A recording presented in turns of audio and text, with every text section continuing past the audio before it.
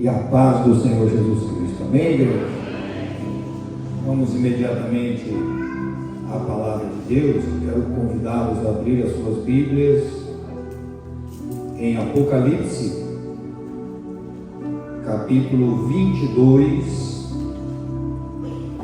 versículos 12 e 13. Apocalipse, capítulo 22, versículos 12 e 13. Enquanto você olha a sua Bíblia, nós vamos aqui agradecendo a Deus mais uma vez, tão gloriosa oportunidade, agradecendo também ao pastor Fábio, nós formulamos esse trabalho, ele formulou o convite para nós ali na sede, nós nos conhecemos ali, e hoje ele não está aqui, mas está a pastora Rosa, né? Rod, amém, desculpa, Deus abençoe então, esse casal abençoado aí, os pastores dessa igreja, e aqui o nosso pastor, né, o pastor Edmilson de Assis, recebeu muito bem, juntamente com os obreiros, nosso irmão Gonçalino, coordenador de missões, e os demais, povo de Deus abençoado, essa igreja bonita, essa orquestra maravilhosa, que Deus abençoe. Eu vou ter que pregar virado para lá e virado para cá, Tem duas igrejas aqui, uma na frente e outra atrás. E também os nossos internautas, que estão conosco por essa live, pela internet, que Deus abençoe. Eu consegui conectar alguns irmãos ali da Argentina, estão acompanhando também essa live. Que Deus abençoe todo esse povo maravilhoso, abençoado, que formam aqui essa tríplice fronteira, país da Argentina, nossa vizinha, do Paraguai e o Brasil. Todos sejam abençoados. Vamos juntos então nessa noite, nós trazemos uma mensagem da parte de Deus para o coração desta igreja, voltada para esse tema, obviamente, porque somos missionários e o nosso coração ferve em missões. Então, a palavra que nós vamos trazer é voltada, é focada diretamente para esse tema, tanto que até a minha Bíblia, é Bíblia missionária. Deixa eu mostrar aqui para vocês. Eu ganhei essa Bíblia lá em São Paulo. É Bíblia, missionária de estudo. Olha que maravilha, Lá na rua Pontes e Sarzetas, um pastor me abençoou com essa Bíblia. E toda ela é focada no tema de missões. Cada capítulo, cada versículo que nós lemos aqui foca nesse tema de missões. Então, louvado seja o nome do Senhor por essa igreja, que é uma igreja missionária, tem o seu pastor, voltado para esse departamento, não só a nível local, como a nível de campo, e nós também estamos nessa expectativa, pedimos, rogamos as orações dos irmãos, para que nós possamos retornar para o campo, dessa vez pelo campo de Foz do Iguaçu, porque nós tivemos 10 anos na Argentina, mas pelo campo ali do estado do Rio Grande do Sul, e agora nós estamos orando para sermos enviados novamente pelo estado do Paraná.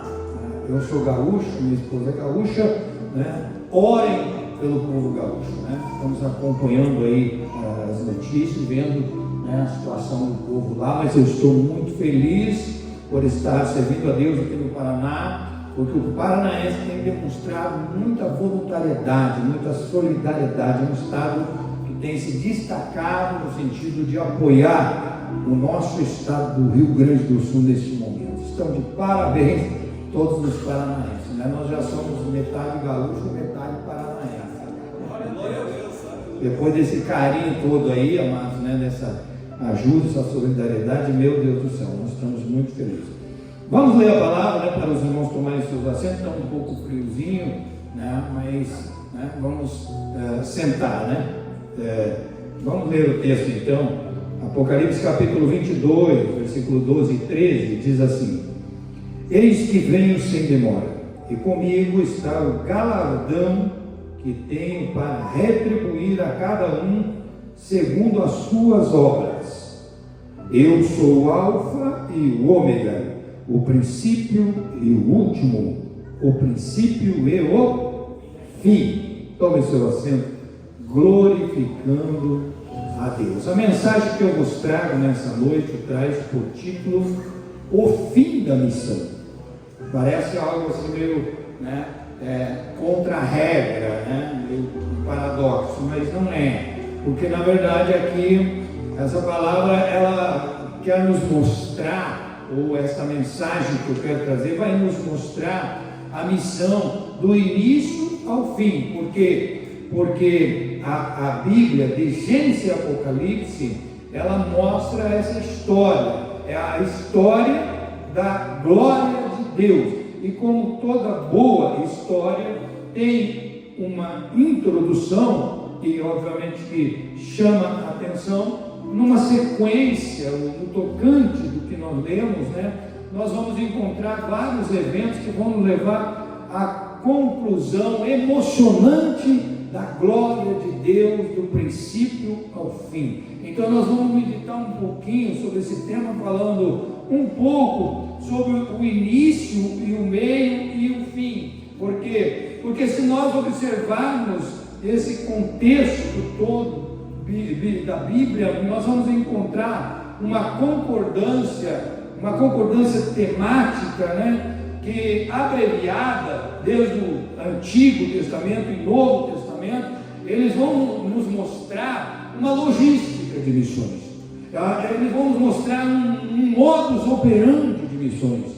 O Novo Testamento, como o Velho Testamento, vão nos mostrar um plano, desde o início até o fim. Se nós pegarmos a Bíblia Sagrada e dividir em partes, nós normalmente dividimos teologicamente ela em 5 etapas. A primeira, que é a preparação desse plano missionário de salvação, de evangelização para o mundo, tem então como base essa preparação que é o Velho Testamento. O Velho Testamento traz a história da humanidade desde o princípio, desde o começo até o fim, até quando chega então o período do silêncio. É o tempo em que Deus usa vários profetas, que Deus usa a história, usa e levanta homens para que o plano de Deus de salvação possa se desenrolar, se desencadear através dos tempos. Então esse tempo ele termina com o período do silêncio, que formou-se ali 400 anos, e logo começa a segunda etapa, que é a manifestação. Os 4 evangelhos, Mateus, Marcos e Lucas, contam a história de Jesus Cristo de Nazaré, trazendo então Jesus Cristo ao mundo, vivendo aqui e cumprindo com a sua missão. Foi a manifestação poderosa, gloriosa do Filho de Deus. Mateus, Marcos, Lucas e João, você vai ver a história daquele que é o Rei dos Reis, o Senhor dos Senhores, e a Ele eu quero glorificar o seu nome nesta noite, juntamente com a igreja. A terceira etapa nós encontramos no livro de Atos. O livro de Atos é a expansão. A expansão por quê? Porque é no livro de Atos que nós vamos ver que a igreja, ela nasce ali no dia de Pentecostes e começa a crescer, começa a se expandir. E no capítulo 9, Deus levantou o apóstolo Paulo. O apóstolo Paulo revoluciona a história da igreja e traz-nos o evangelho também ao povo gentil, e a igreja chegou até nós, e hoje nós somos um povo também eleito, hoje nós somos escolhidos, hoje nós fazemos parte desse plano de salvação. A quarta parte agora vem através de quem? Do próprio pastor missionário Paulo, que ele faz a explanação. A explanação nós encontramos nas 13 cartas que Paulo escreveu, ensinando-nos as doutrinas básicas para nós vivermos na comunhão com Deus. E por fim nós chegamos aqui então no Apocalipse, que é o fim de todas as coisas, a revelação, a consumação.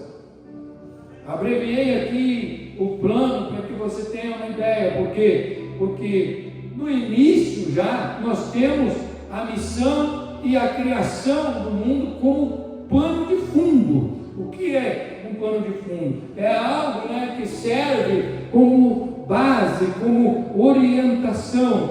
Ou seja, a Bíblia começa e termina com a criação de todas as coisas. São diversas passagens, meus irmãos, ao longo das Escrituras, que falam da origem e do fim de todas as coisas.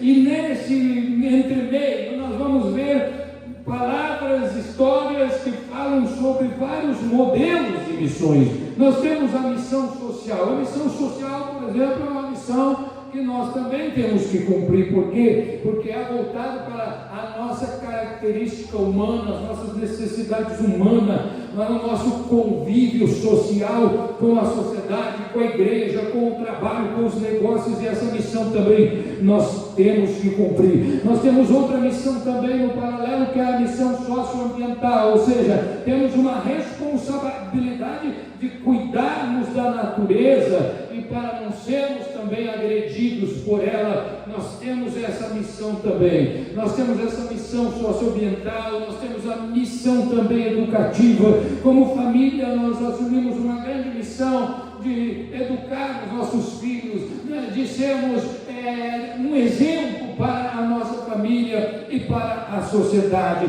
Temos a missão também de promover a justiça, temos a missão de promover a esperança, temos a missão de promover o amor. Então a missão ela é muito ampla, meus amados. Ela não se resume somente no culto, não se resume somente nesse departamento aqui, não se resume somente nos missionários que estão lá no campo, estão pregando o Evangelho, não. Essa missão que nós conclamamos chama nós para nós desenvolvermos dentro de nós um caráter cristão, chama nós para nós evoluirmos neste conhecimento e derramarmos a nossa vida na presença do Senhor Todo-Poderoso, porque Ele tem o controle de todas as coisas. Louvado e engrandecido seja o nome santo do Senhor. Aleluia. A missão, então, meus irmãos, ela não é algo litúrgico. A missão, ela não é algo antagônico, não. A missão, ela é uma revelação de Deus para a nossa vida. Gênesis, por exemplo, 12:1, se nós olharmos para lá, todos conhecem a chamada de Abraão. Deus chamou Abraão e disse: Abraão, Abraão, sai da tua terra e do meio da tua parentela e vai para o lugar que eu te mostrarei, eu farei de ti uma bênção. Em ti serão abençoadas todas as famílias da terra. Aquele que te abençoar, eu te abençoarei. Aquele que te amaldiçoar, eu te amaldiçoarei. Aqui nós vemos, ou a Bíblia nos mostra, meus irmãos, a incumbência de Abraão e Sara de promover a missão mundial, a missão multicultural, a missão transcultural, ou seja, não ficarmos limitados somente às quatro paredes, não ficarmos limitados somente à evangelização aqui do bairro ou da cidade de Foz do Iguaçu, não. Deus nos chama para esta vocação mundial, para atravessarmos as fronteiras, para conquistarmos territórios que ainda não foram conquistados. Esta é a chamada de Deus para a minha vida e para a sua vida. Parece algo impossível aos olhos naturais, ao entendimento natural, mas quando o nosso coração está voltado para esta atividade na igreja, você pode ter certeza que Deus vai levantar pessoas para contribuir, Deus vai levantar pessoas para colaborar, assim que mesmo que os incrédulos digam que não vai andar, que não vai dar certo, por outro lado, Deus está operando grandes milagres, sinais e maravilhas ainda, através da igreja missionária. Oh, glória a Deus, bendito seja o nome do Senhor Jesus Cristo. Então, meus irmãos, logo, a missão como vocação, ela não é um conceito definido, ou seja, ela não é o fim, a finalidade principal, última de todas as coisas. Por quê? Porque a finalidade principal, o projeto de Deus, o que Deus espera de nós é o culto a Ele. Este sim é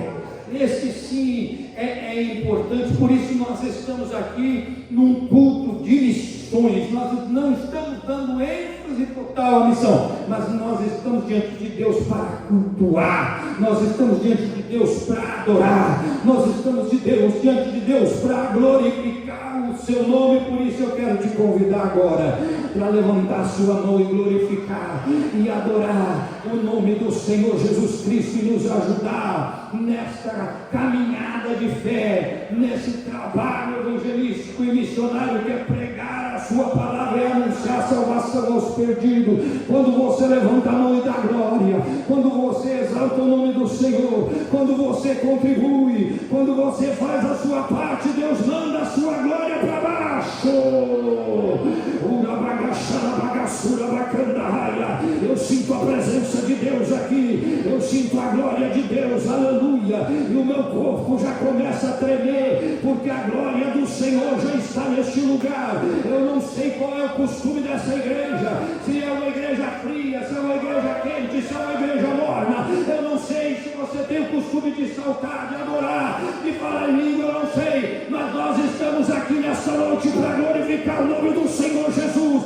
Nós estamos aqui nessa noite para promover no seu coração esse espírito missionário.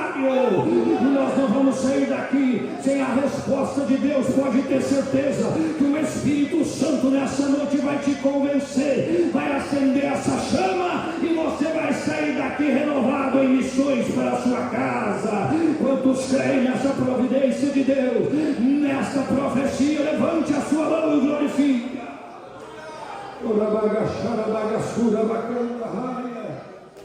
Então, meus irmãos, vamos falar um pouquinho sobre o meio, o início, né? Ou melhor, o meio, já falei sobre o início. O meio, nós vamos encontrar, mais ou menos, né? Ali pela chamada dos profetas. Né? Os profetas, eles foram chamados por Deus, levantados por Deus, com o propósito de anunciar salvação a toda a humanidade. Haja vista que lá no início, em Gênesis capítulo 3, versículo 15, já houve a primeira profecia dizendo que da semente da mulher nasceria um que pisaria a cabeça da serpente. Agora nós chegamos ao tempo dos profetas, os profetas maiores. Nós temos ali na Bíblia Sagrada, no Velho Testamento, os profetas maiores e os profetas menores. Nós temos na Bíblia Sagrada, no Novo Testamento, os profetas que eu costumo chamar de os melhores.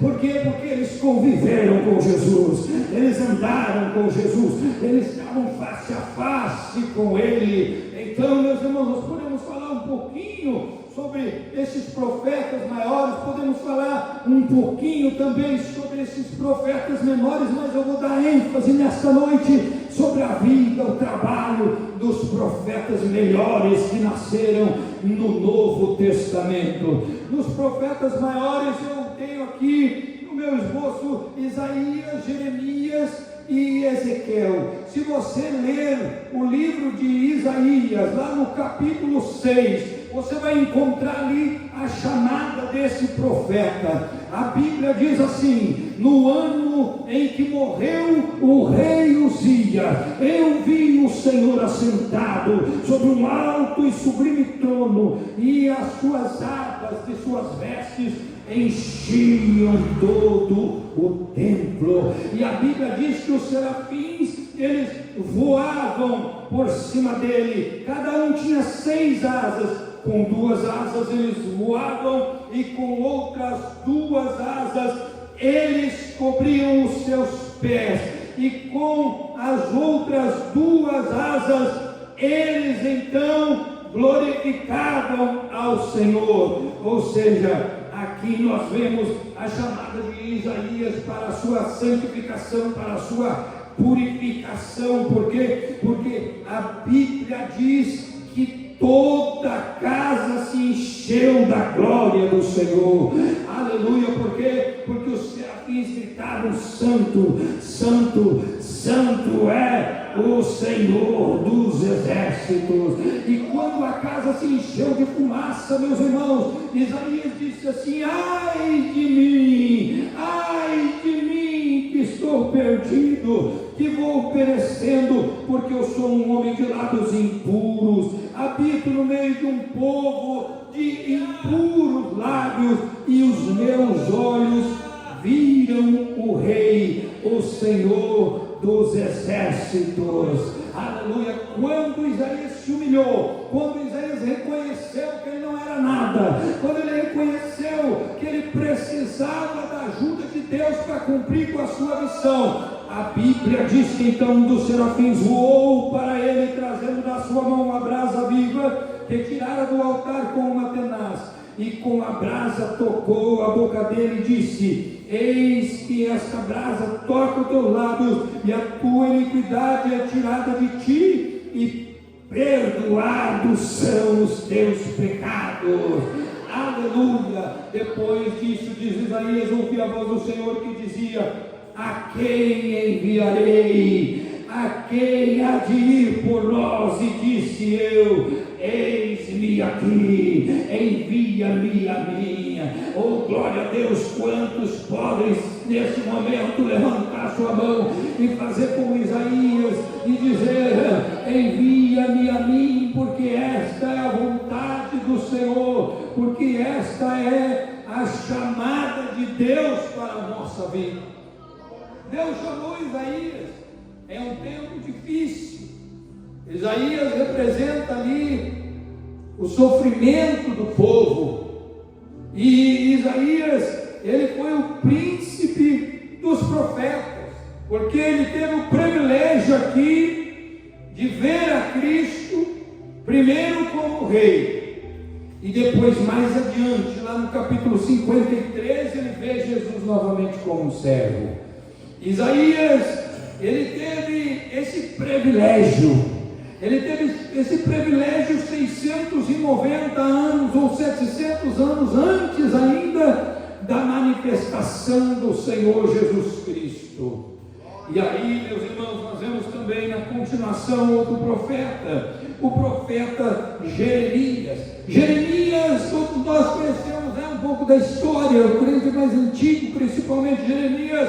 Ele foi um profeta internacional, ou seja, ele passou por vários estágios. Ele passou pelo estágio da formação, ele passou pelo estágio também da afirmação, ele passou pelo estágio da desilusão, do amadurecimento, ele passou pelo estágio da consolação profética. Por tudo isso ele passou. Já disse que ele escreveu também o livro de Lamentações e ficou conhecido como o profeta chorão. Mas tem uma coisa que eu quero deixar esta noite registrado: Jeremias, ele tinha certeza de conhecer a Deus, ele suportou tudo, aleluia, e continuou ministrando a palavra do Senhor por 40 anos, aleluia. E aqui nesta noite eu quero crer que tem muitos Jeremias, que tem muitos Isaías, porque o profeta aqui no Velho Testamento representa um missionário, representa aqueles que têm a incumbência de ministrar a poderosa palavra de Deus. Aleluia. Vemos também outro profeta, o profeta Ezequiel. O profeta Ezequiel foi o profeta das visões. E olhando para a Bíblia Sagrada, no capítulo 37 do livro de Ezequiel, eu não vou ler lá para nós resumirmos o tempo e nós concluirmos, mas depois você lê lá, o vale dos ossos secos. Foi uma visão que Ezequiel teve de restauração, uma visão de avivamento, uma visão de despertamento espiritual da nação de Israel. O vale dos ossos secos na Bíblia Sagrada representa os mortos espiritualmente, e Deus, ele manda Ezequiel profetizar para aqueles ossos. Ezequiel profetizou primeira vez, profetizou segunda vez, profetizou terceira vez, e de repente a Bíblia diz que o Espírito Santo levantou um grande exército daqueles ossos secos, daqueles ali que ninguém mais acreditava, nem mesmo o profeta, ele tinha dúvida. Deus perguntou para ele: Ezequiel, pode sair alguma coisa daí? E Ezequiel respondeu: Senhor, tu o sabes. Mas quando ele profetizou pela terceira vez, o Espírito Santo agiu,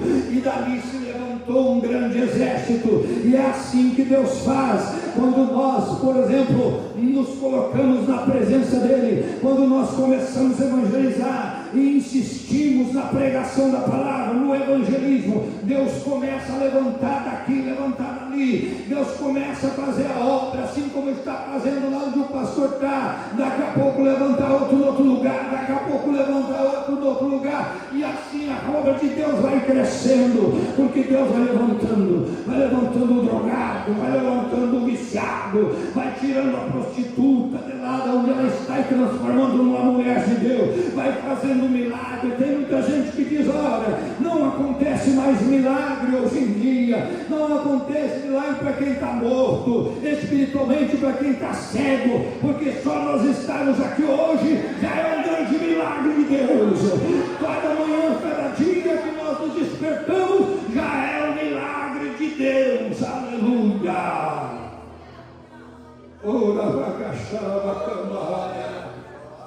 Então, meus irmãos, Jesus, ele está presente aqui já no Velho Testamento, na visão de Isaías, na vida de Jeremias. Jesus, ele está presente em missões em todo o tempo, tanto no Velho como no Novo Testamento. É claro que no Novo a manifestação de Jesus foi corpórea, foi como homem, foi como 100% homem, 100% Deus, mas ali, naquele tempo, Jesus já estava presente, operando, porque Ele é Deus. Aleluia. A Bíblia diz em João capítulo 1, diz que no princípio Ele era o Verbo, e o Verbo era Deus, e o Verbo estava com Deus, e nós ouvimos com a glória do unigênito do Pai, cheio de graça e de verdade. Oh, glória a Deus, a Ele todo louvor, a Ele toda honra, a Ele toda glória nessa noite. Pode levantar a tua mão e glorificar o nome dEle. Eu sinto a sua presença aqui. Se você quer o milagre, você tem que adorar. Se você quer o milagre, você tem que crer. Se você quer um milagre na tua vida, na tua família, no teu ministério, se você quer um milagre lá na escola, se você quer um milagre nos teus estudos, você tem que adorar, você tem que quebrar essa barreira. E nessa noite nós estamos aqui como profeta de Deus, para profetizar essa bênção para a tua vida. Pode receber aí, pode receber, receba em nome do Senhor Jesus Cristo. Você que está na nave da igreja, você que está aí pela internet, você pode receber também pela fé. Esta revelação é para você nessa noite. Pode receber em nome de Jesus. Adore o nome dele. Aleluia. Vamos para o fim. Em Mateus, então, agora nós vemos o começo do fim. Ou seja, em Mateus, nós vemos Jesus comissionando. O Novo Testamento começa ali com o livro, ou o Evangelho de São Mateus. E ali Jesus comissiona. Em Marcos, Jesus, ele manda ir. Em Lucas, ele manda buscar poder. E em João, ele é o verbo do pregador. Nos 4 evangelhos você vai ver a presença do Senhor Jesus Cristo em missões. Em Atos, ele é o fundador da igreja. Em Romanos, ele é o reformador. Em 1 Coríntios, ele é o Senhor da ceia. Em 2 Coríntios, é ele que dá o crescimento para a igreja missionária. Em Gálatas, meus irmãos, ele é o destruidor das obras da carne. Em Efésios, meus irmãos, ele rompe as ataduras e destrói com os principados e com as potestades. Quantos pode glorificar? Em Filipenses, ele provê os recursos para a missão. Em Colossenses, ele nos enche de poder. Em 1 Tessalonicenses, ele promete voltar. Em 2 Tessalonicenses, ele vai julgar. Em 1 Timóteo, ele exige a perfeição. Em 2 Timóteo, ele fortalece e dá esperança. Em Tito, ele nos dá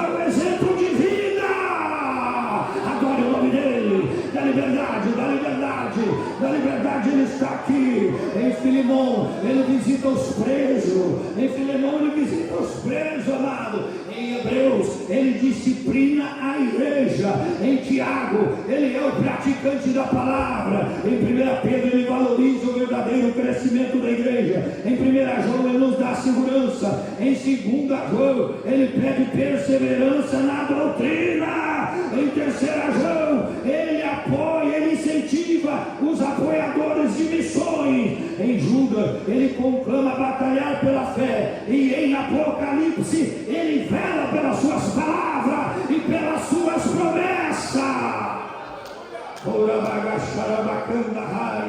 Eis que cedo venho, eis que venho sem demora, e comigo está o galardão que tenho para retribuir a cada um segundo as suas obras. Eu sou o Alfa e o Ômega, o primeiro e o último, o princípio e o fim. Oh, glória a Deus, bendito seja o nome do Senhor. Aleluia. A missionária Tatiana pode preparar o louvor. Vamos para o encerramento, amados. O fim começou então com a primeira vinda de Jesus, a manifestação dele.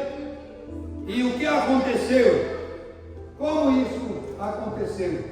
Foi Deus que enviou. O tema central da Bíblia revela isso. O texto áureo da Bíblia Sagrada, João capítulo 3, versículo 16, a Bíblia diz que Deus amou o mundo de tal maneira que deu ou enviou o seu Filho unigênito para que todo aquele que nele crê não pereça, mas tenha a vida eterna. Aleluia. Então Jesus veio, nasceu, viveu, cresceu, morreu. Nós conhecemos a história do Evangelho. Ressuscitou ao terceiro dia. E aí está a grande diferença dos outros grandes líderes religiosos que nasceram no mundo.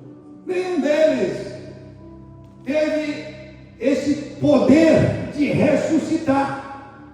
Alguém que vocês conhecem, algum líder religioso, eu não vou falar nome aqui para não dar mídia para eles, né? Mas se você for no túmulo desses líderes aí, né? Você vai ver escrito lá: aqui jaz os ossos mortais de fulano de tal, aqui jaz os ossos mortais de ciclano de tal. Mas se você for lá em Jerusalém, no túmulo de Jesus, lá está escrito assim: ele não está mais aqui, ele ressuscitou.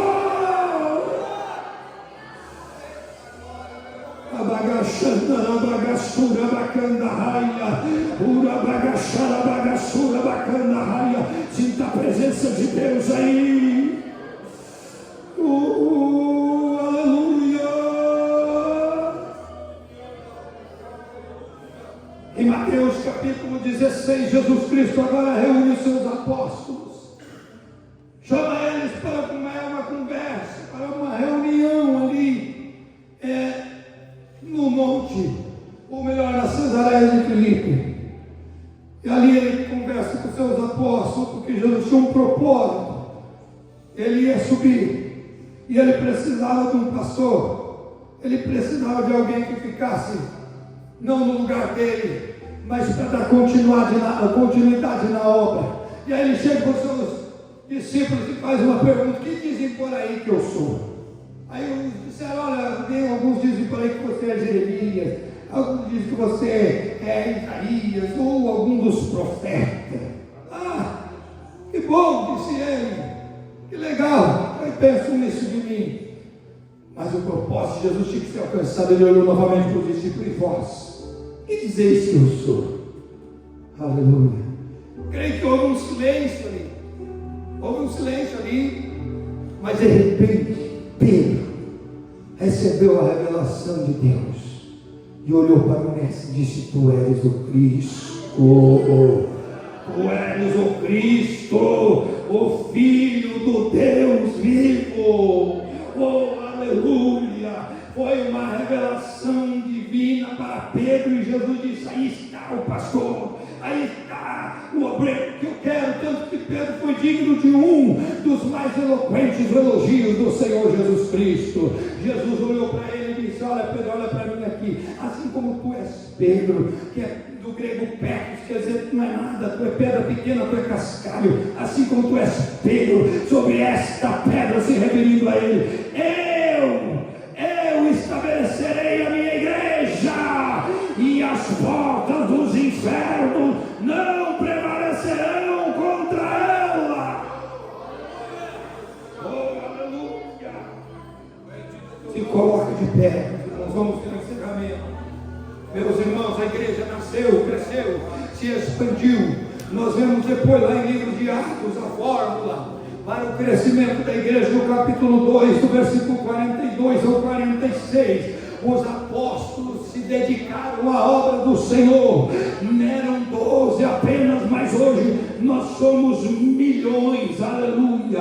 A igreja cresceu, se expandiu pelo mundo todo, e nós vemos no livro de Atos dos Apóstolos a história nos mostrando que a igreja cresceu graças à obra missionária. A missão bate forte no coração de Deus. Eu costumo dizer que a igreja que não faz missões está em desobediência ao Senhor, mas eu louvo a Ele, porque aqui nós estamos diante de uma igreja que tem o coração voltado para a obra missionária. Os apóstolos, que são os melhores, eu estou encerrando aqui e vou focar diretamente na vida de João. Os apóstolos morreram, uns morreram crucificados de cabeça para baixo, outros morreram cerrados ao meio, outros morreram na cova dos leões ou nas arenas, outros morreram incendiados, enfim. Mas João, o único que morreu de morte natural, apesar de ter sido jogado num panelão de azeite quente, não morreu, Deus fez um milagre. Mas João foi levado para a ilha de Patmos, e lá ele teve uma visão do Senhor Jesus Cristo glorificado. E quando João viu aquela imagem do Senhor Jesus Cristo glorificado, o Senhor mandou ele escrever as 7 cartas da igreja que estavam na Ásia, a igreja de Éfeso, Esmirna, Pérgamo, Tiatira, Sardes, Filadélfia, Laodiceia. Jesus mandou João escrever, e João escreveu para essas igrejas. E eu vou ficar aqui somente com a igreja de Filadélfia, que foi o louvor que nós cantamos aqui. Esta igreja é uma igreja vitoriosa, porque foi uma igreja que permaneceu na palavra do Senhor. E eu vou liberar, pode cantar, eu vou liberar aqui uma palavra profética nessa noite. Nós somos a igreja de Filadélfia, a igreja em Foz do Iguaçu, o campo de Foz do Iguaçu é esta igreja aqui. E ao anjo que está na igreja de Filadélfia escreve, diz a palavra de Deus, essas coisas diz o santo, o verdadeiro, aquele que tem a chave de Davi, aquele que abre ninguém fecha, e fecha ninguém abre. Conheço as tuas obras, eis que tenho posto diante de ti uma porta aberta, a qual ninguém pode fechar, que tens pouca força, entretanto guardaste a minha palavra e não negaste o meu nome. Eu farei com que alguns da sinagoga de Satanás, desses que a ti se declararam judeus e não são, mas mentem, eis que eu farei vir a prostrar aos seus pés e conhecer que eu te amei. Adore ao Senhor, aleluia. Quantos querem se apresentar para a missão nessa noite? Vem aqui na frente, pode vir aqui receber uma oração. Quantos querem ser verdadeiros colaboradores, contribuintes, querem entrar conosco nessa visão missionária? Pode vir aqui na frente, ou aqui mesmo no banco, se você não quer vir, não tem problema, nós vamos orar por você nessa noite, e você vai sair daqui com a sua vitória na mão.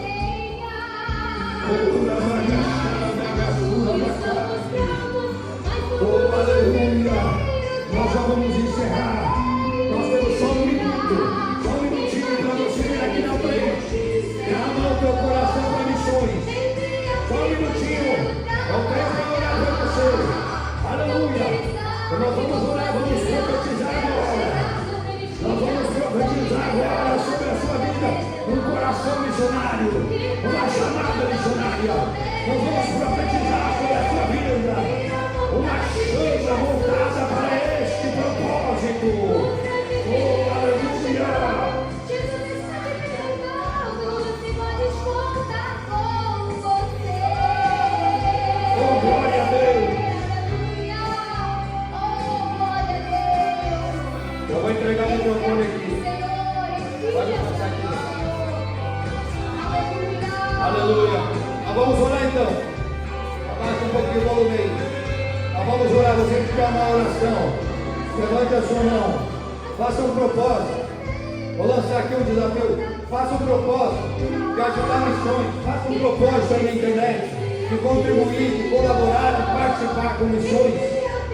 E Deus vai abençoar a sua vida. Deus vai abençoar a sua vida. Senhor, meu Deus, Todo-Poderoso.